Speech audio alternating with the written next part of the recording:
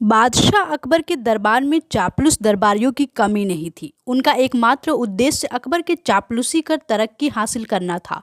लेकिन बीरबल उनकी राह का सबसे बड़ा रोड़ा था, जिसके सामने उनकी दाल गल नहीं पाती थी। इसलिए वे सदा बीरबल को नीचा दिखाने की फिराक में लगे रहते थे। एक दिन दरबार लगा हुआ था। बीरबल सहित सभी दरबारी दरबार में उपस्थित थे। सहसा अकबर ने दरबारियों के सामने एक प्रस्ताव रख दिया। हम सोच रहे हैं कि महीना 30 दिन की जगह 60 दिन का होना चाहिए। आप लोगों का इस बारे में क्या ख्याल है? यह सुनना था कि चापलूस दरबारी हाँ में हाँ मिलाने लगे। ये उनके लिए चापलूसी का बेहतरीन अवसर था। कुछ दरबारियों ने कहा, जहाँ पना, आपका विचार अति उत्तम है। 30 दिन का महीना बहुत छोटा होता है, कामकाज पूरे नहीं हो पाते, इसलिए महीना 60 दिन का ही होना चाहिए।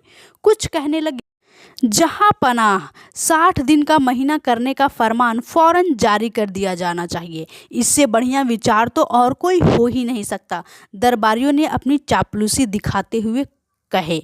बीरबल अब तक चुपचाप बैठा सारी बात सुन रहा था। उसने इस बारे में अपनी राय व्यक्त नहीं की थी और अपनी उत्सुकता नहीं दिखाई थी। बीरबल को खामोश देखकर अकबर से रहा नहीं गया और अकबर ने बीरबल से पूछ डाला, बीरबल, तुम इस बारे में क्या कहते हो? क्या तुम्हारी राय भी अन्य दरबारियों की तरह ही है? हुजूर, 60 दिन से 30 दिन का महीना कर देने का विचार उत्तम है, किंतु इसके लिए एक काम करना होगा, बीरबल शांति से बोला। अकबर कुछ कहते उसके पहले ही दरबारी एक स्वर में कहने लगे, हम बादशाह सलामत के आदेश का पालन करने के लिए कोई भी काम करने को तैयार हैं। अच्छी बात है, बीरबल बोला। आप लोग तो जानते ही होंगे कि पृथ्वी पर 15 दिन चांदनी रातें और 15 दिन अंधेरी रातें चंद्रमा के कारण होती है।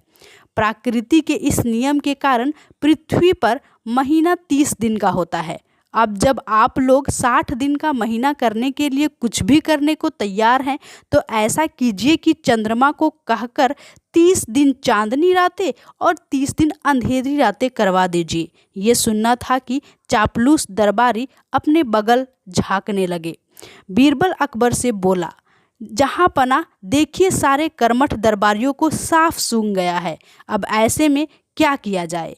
अकबर ने दरबारियों की परीक्षा लेने के लिए ये प्रस्ताव सामने रखा था। दरबारियों की चापलूसी देख वे नाराज हो गए और उन्हें लताड़ते हुए बोले, चापलूसी कर बीरबल की बराबरी करने चले हो? जानते नहीं, बीरबल की बराबरी के लिए अक्ल चाहिए, चापलूसी का गुर नहीं।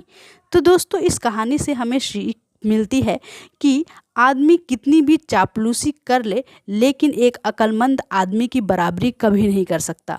इसीलिए हमेशा हमें अक्लमंदी और चालाकी से, बुद्धिमानी से बीरबल की तरह ही काम लेना चाहिए और बातों का जवाब देना चाहिए। धन्यवाद।